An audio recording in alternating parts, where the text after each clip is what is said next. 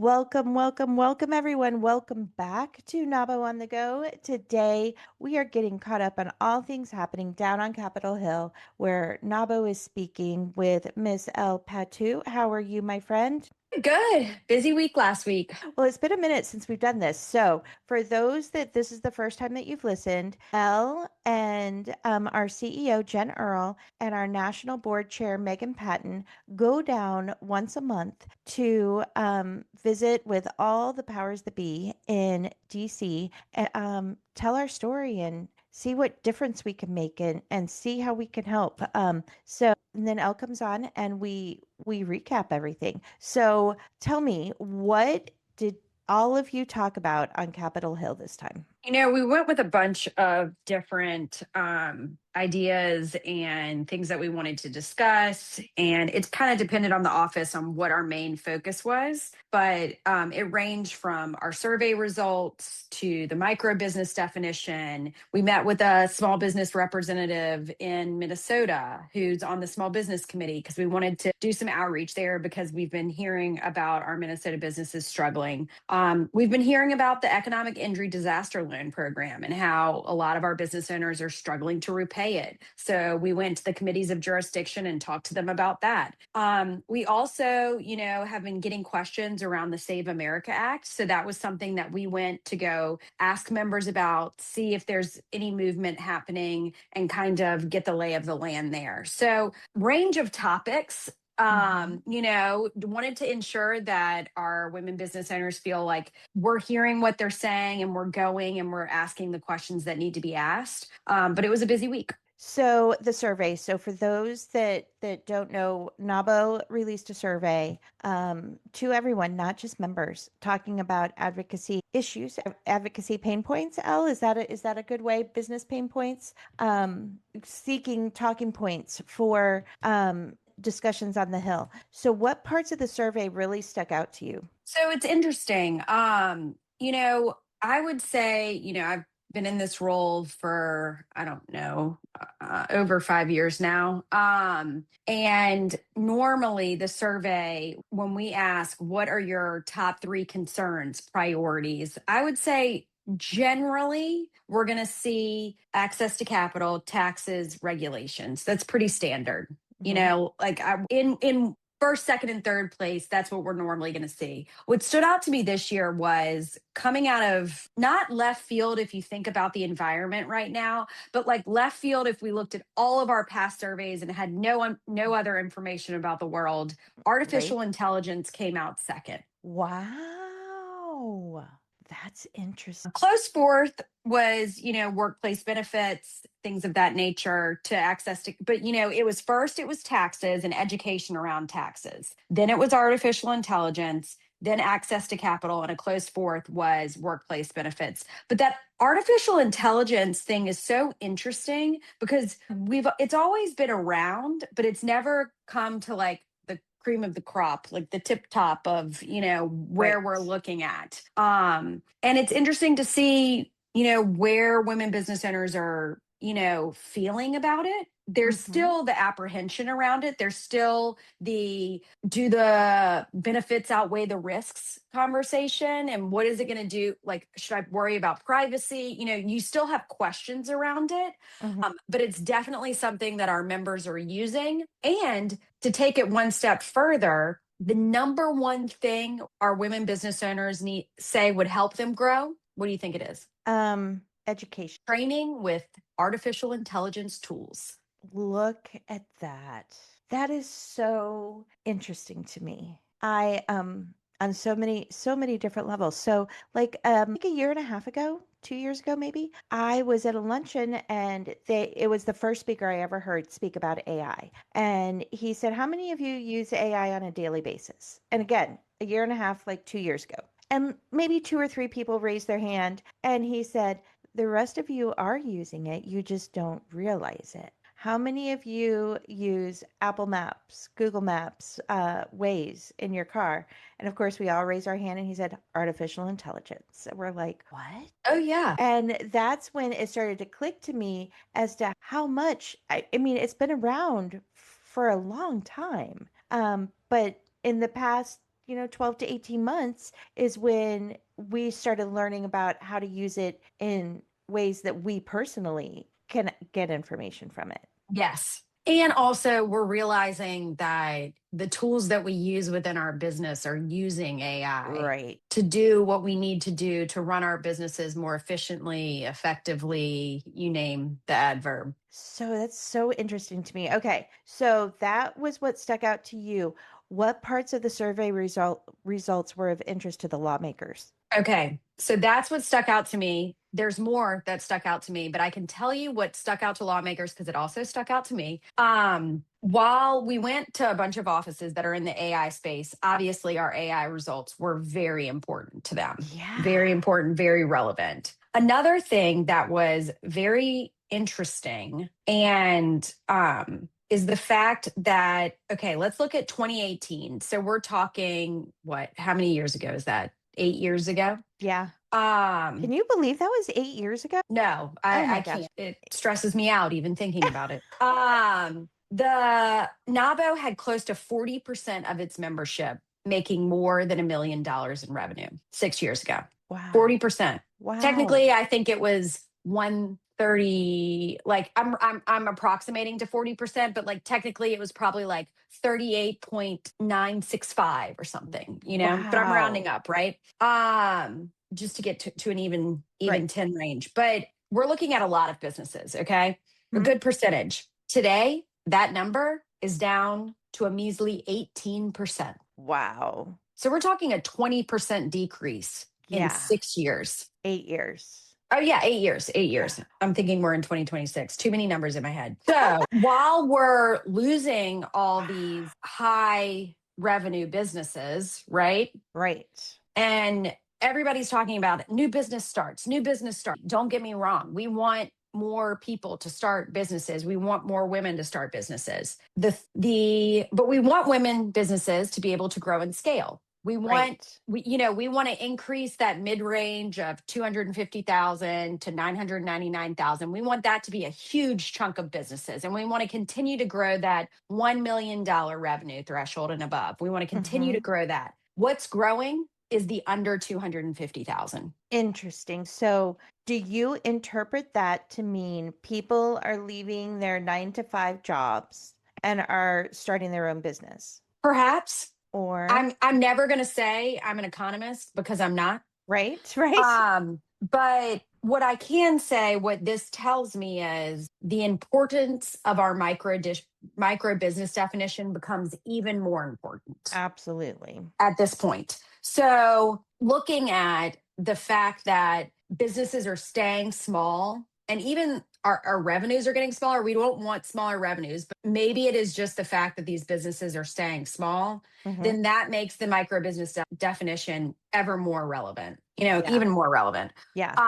Now I don't want to, there's a lot of things that we talked about around this survey. Another thing that I want to make sure we touch on is we did continue to talk about healthcare Good. because, more than half of our women business owners said healthcare coverage benefits, paid time off, retirement plans, all of those things attract talent. Yes. But that same amount of people were only able to offer flexible work schedules and paid time off, not healthcare. Because healthcare is so expensive. Yes, only 40% are offering it. And of that 40%, you're looking at only a fourth of them are offering it for employees' independence. Wow. 30% are offering just full coverage for the employee. And then 30% are offering partial reimbursement, plans for their employees. So Wow. we continue to beat the drum of listen, healthcare is still a problem. So we talked about the parts of the survey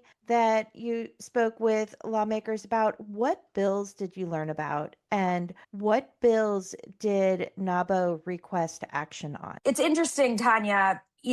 We've had members that have been with NAWBO since the beginning. Right. And one of the things that they always talked about and continue to talk about and say, oh, what we really need is a White House Small Business Conference. And I've been hearing it for years. And it's something that, I've talked to offices about, but it never really got any legs. Hmm.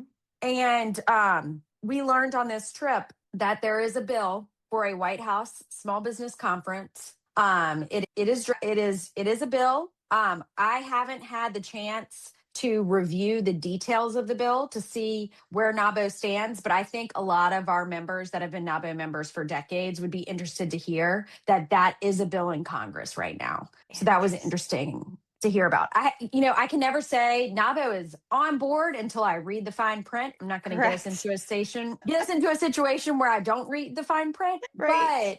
but that is something that I think would be of interest to some of our members. One of the items, especially in light of our survey, there is a bill. It's called the AI Wise Act, and it passed the House. There is not a companion bill in the Senate, but in the simplest of terms, the AI Wise Act would direct the Small Business Administration to put together training and education around artificial intelligence. And there's so many different artificial intelligence tools out there. That seems like a really big task. Really big task, but it's something that we think Is definitely needed. is needed and Congress should try to prioritize it.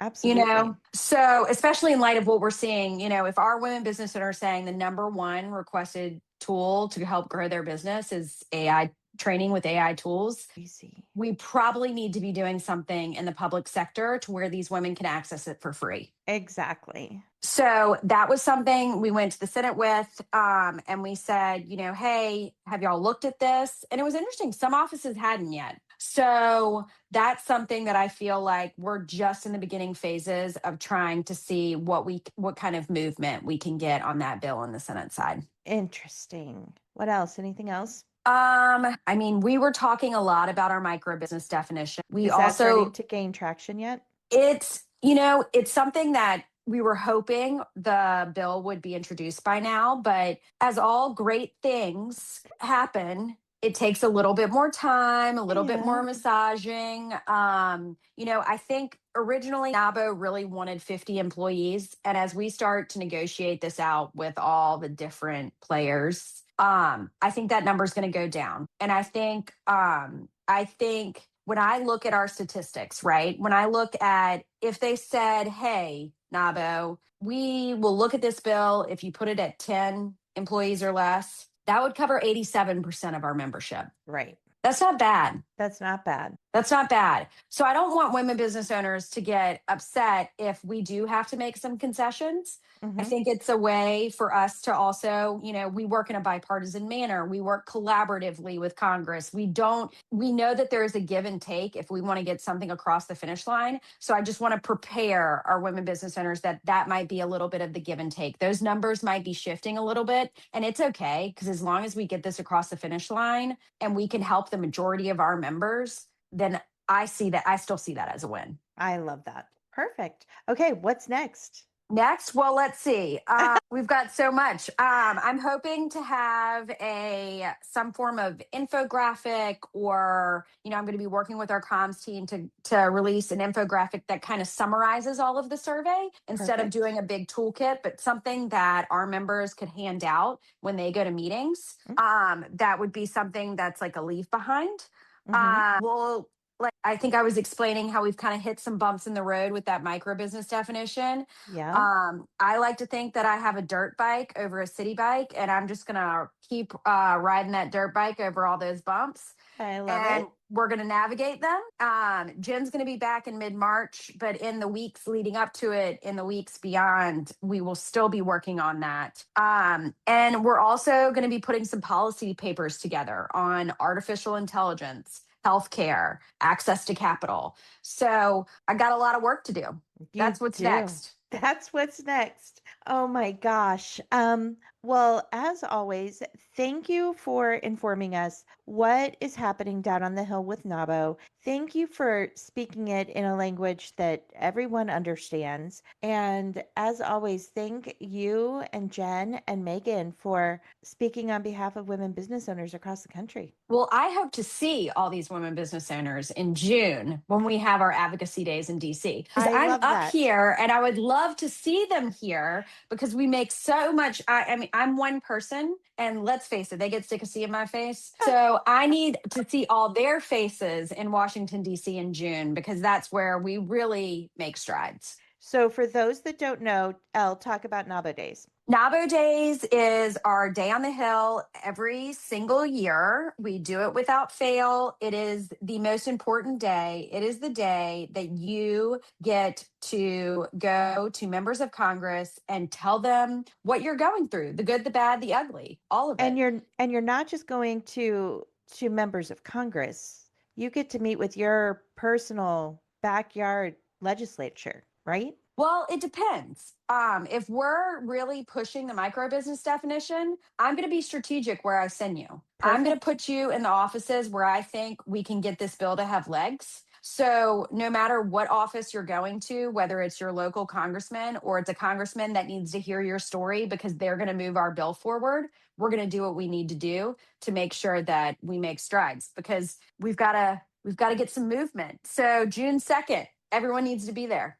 Yes, and we will put a link to register for that in the show notes because registration is open. And something that is new this year is space is super limited because this isn't just for NAWBO members this year. We're partnering with WHIP on this. So NAWBO members, make sure you save your seat at this table because this is a table you're gonna want to be at. Yes, women impacting public policy. It's going to be a joint effort. It's going to be all the women on the Hill. They're going to be forced to Yay! listen to us, a force to be reckoned with. Absolutely. Well, thank you as always, Elle, for joining us. I always learn so much in our time together, and thank you for taking the time to share. Always happy to do it. And listeners, thank you as always for joining us. I love our time together, and I can't wait to see you back here super soon for our very next episode. Have a great day.